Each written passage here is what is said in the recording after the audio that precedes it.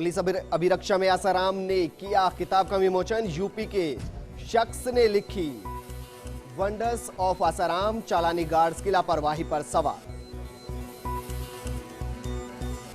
चाकसू में ईंट भट्टा लील गया, 2 मासूमों की जान। आग में गिरने से भाई बहन की मौत। फरार भट्टा मालिक की तलाश में जुटी पुलिस।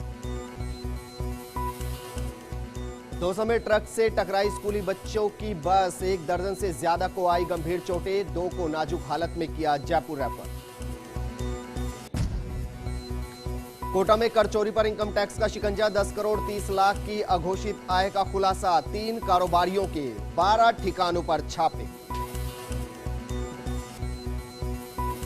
और जातिगत टिप्पणी को लेकर फंसे नंदलाल मीणा, हाईकोर्ट ने भेजा जयपुर के करधनी थाने को नोटिस, जांच के बाद मांगी रिपोर्ट।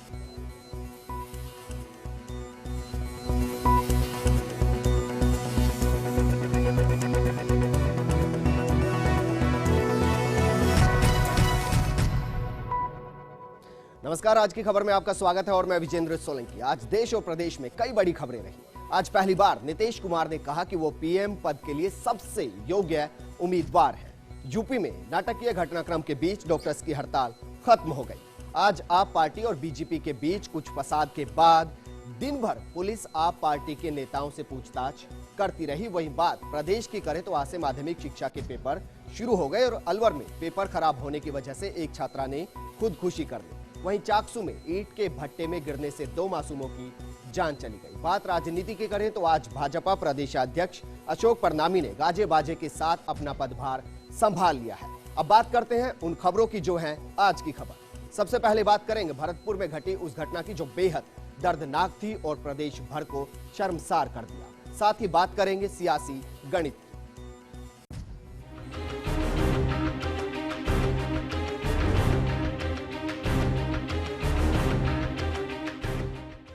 सबसे पहले बात करते हैं उस घटना की जिसे सुनकर इंसानियत की भी रूह कांप जाए।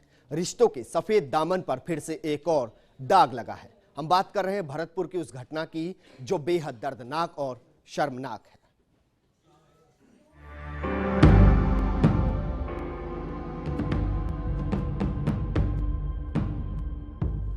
पहले घर में घुसे, फिर हत्यारे बने, भाई को गोली मारी, फिर दरिंदगी का तांडव शुरू हुआ। ये इंसान नहीं, हैवान थे।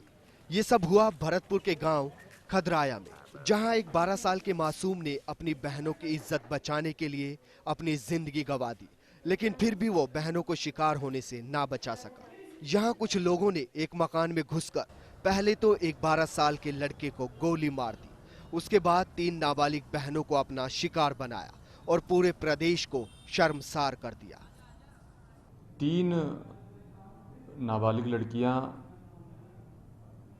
और एक लड़की का भाई रात्रि में रह रहे थे, जहाँ पे कि 3 बदमाश किस्म के युवक आए, जिससे ऐसी संभावना है कि पहले से उनका परिचय था, घर में आना जाना था और उन लोगों ने वहाँ पे रात में रुकने की कोशिश की, जिसका विरोध इन 3 लड़कियों के जो भाई लगता था रिश्ते में, उसने विरोध किया।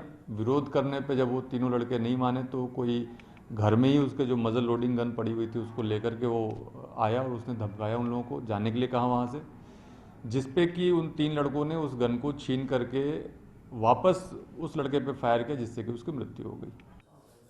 मामला बेहद गंभीर है और ये गंभीर इसलिए और ज्यादा हो जाता है क्योंकि जिन्होंने इन मासूम को अपना शिकार बनाया उनके साथ जान गंवा चुके भाई और शिकार बन चुकी बच्चियों का एक रिश्तेदार भी शामिल था, जिसने 12 साल के मासूम की जान ले ली। आखिर ने खूब इनमें दोनों में फटका फसाड़ी हुई है।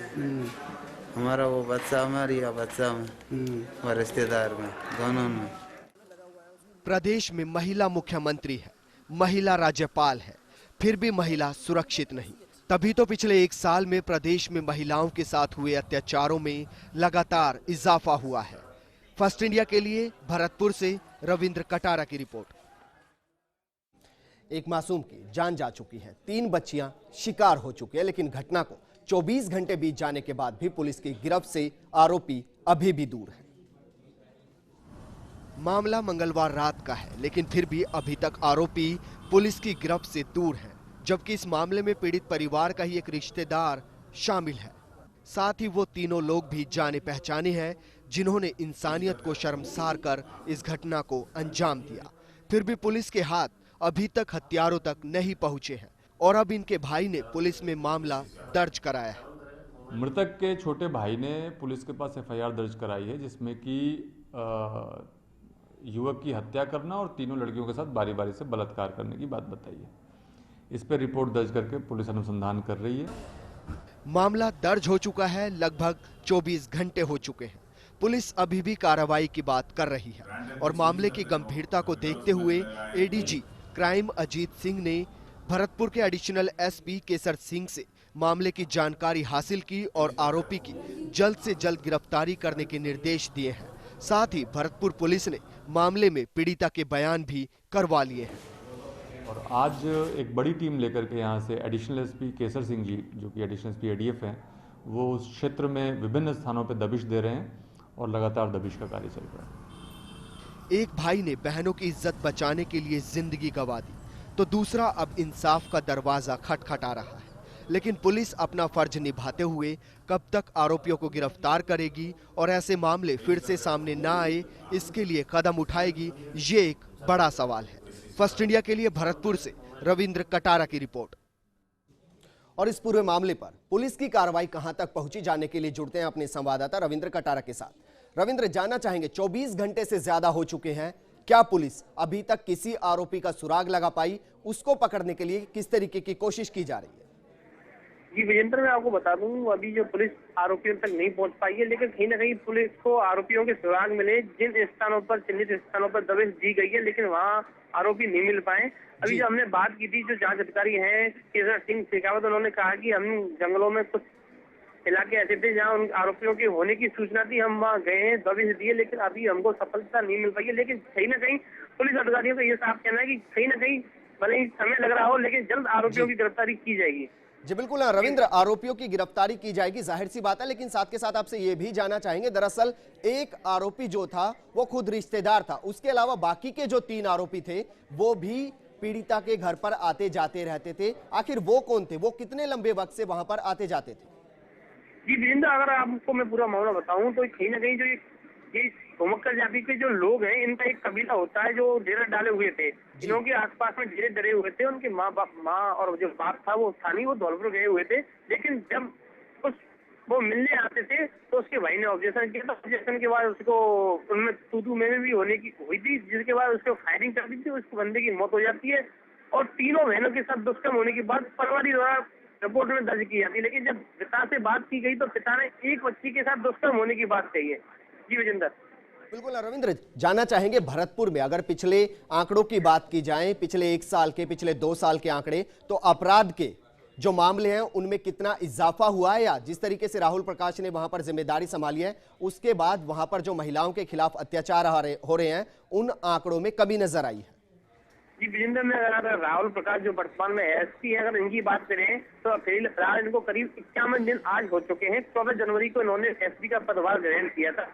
इनके कार्यकाल को अगर पुराने एसपी अगर जो समीर कुमार सिंह है, उनकी अगर कार्यकाल पर अगर बात की जाए तो कहीं ना कहीं अपराध का जो ग्राफ था वो काफी बढ़ा था। लेकिन एसपी विकास कुमार ने पदभार ग्रहण करने के बाद लूट हो, नकदजनी हो या फायरिंग जैसी कोई भी घटना, कोई दुष्कर्म जैसे मामले हो, कहीं ना कहीं इन पर अंकुश लगाया। लेकिन कहीं ना कहीं एसपी भी इन चीजों पर विफल होते नजर आ रहे हैं। जी विजेंद्र। जी बिल्कुल रविंद्र, फिलहाल परिवार में एक की मौत हो चुकी है, बाकी शिकार हो चुके हैं। उसके अलावा जानना चाहेंगे दरअसल अभी फिलहाल वो किस तरीके की मांग कर रहे हैं, क्योंकि खुद उनके रिश्तेदार भी जो कहे जा रहे हैं वो इस पूरे मामले में फंसे हुए हैं। किस तरीके की कार्रवाई की वो मांग कर रहे हैं? जी विजेंद्र, अगर जो लड़की का पिता है जिसके साथ दुष्कर्म हुआ है मोहन, उन्होंने बताया था कि तुरंत हम एसपी और हम एडिशनल जो है उनसे बात कर रहे हैं। उन्होंने आश्वासन हमको दे रखा है कि जल्द कहीं ना कहीं आरोपी गिरफ्तारी कर ली जाएगी। लेकिन उनको भी यह है कि उनके साथ न्याय होना चाहिए। तो उनके बच्चे की मौत हुई है और जो परिवादी द्वारा पेश किया गया है, 3 लड़कियों का दुष्कर्म किया गया है, तो कहीं ना कहीं आरोपियों की उनको जल्द गिरफ्तारी की मांग की जा रही है परिवार द्वारा। जी विजेंद्र। जी बिल्कुल रविंद्र, शुक्रिया तमाम जानकारी के लिए। तो भरतपुर का यह मामला था जहां पर कल मंगलवार की शाम को 3 लोग घर में घुसते हैं, एक 12 साल के मासूम को गोली मारते हैं और उसके बाद वहां पर 3 बच्चियों को अपना शिकार बनाते हैं। बहरहाल पुलिस ने मामला दर्ज कर लिया है और वो जल्द से जल्द आरोपियों की गिरफ्तारी की मांग भी कर रही है। लेकिन सवाल यह खड़ा होता है कि आखिर जिस प्रदेश में मुख्यमंत्री महिला हो, राज्यपाल महिला हो, ऐसे में इस तरीके की वारदातें होती हैं, महिलाओं के साथ अत्याचार होता है और उसके बाद आरोपी फरार हो जाते हैं। 24 घंटे बीत जाने के बाद भी उनको पकड़ा नहीं जाता।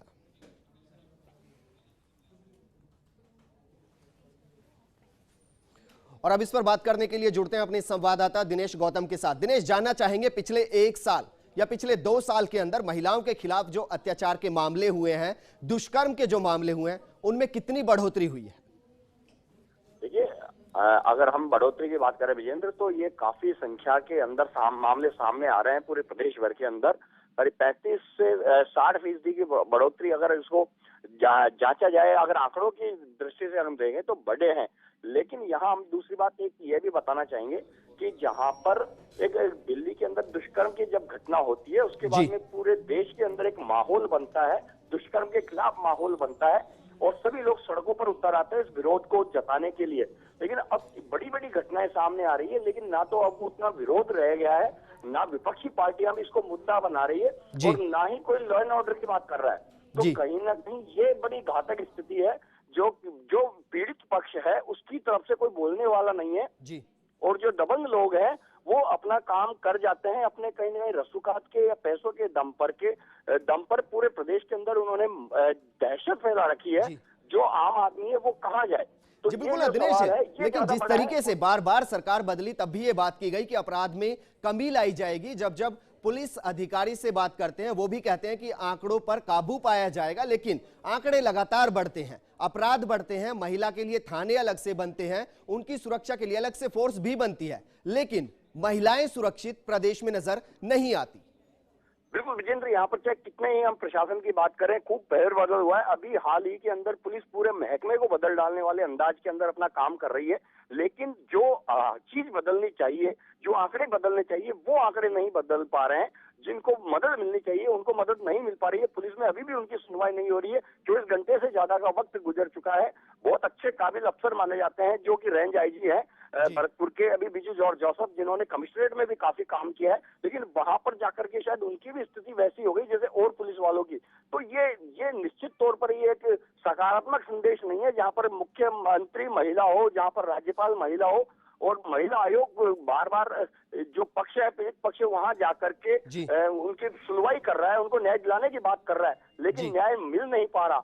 तो ये एक बड़ी शर्मिंदगी वाली बात है। इतना संवेदनशील प्रदेश में जहाँ पर अपराध कम होते थे, वहाँ अब अपराधों की ग्राफ में एकाएक तेजी से वृद्धि आई है। जी बिल्कुल दिनेश, शुक्रिया तमाम जानकारी के लिए। वाकई में एक बड़ा सवाल है कि जो शांत प्रदेश हुआ करता था, संवेदनशील प्रदेश हुआ करता था, उसमें लगातार महिलाओं के खिलाफ जो अपराध हैं उनके ग्राफ में बढ़ोतरी हो रही है और पिछले साल के मुकाबले अगर देखा जाए तो ये ग्राफ काफी ज्यादा ऊपर चला जाता है, जबकि यहां पर लगातार महिलाओं को सुरक्षा देने की बात की जा रही है, उनके खिलाफ, उनके लिए थाने बनाए जा रहे हैं और साथ के साथ सुरक्षा के नाम पर गार्ड भी मुहैया कराए जाते हैं, लेकिन महिला सुरक्षित नजर नहीं आती। यहां रुकेंगे एक छोटे से ब्रेक के लिए, जल्द हाजिर होंगे कुछ और खबरों के साथ।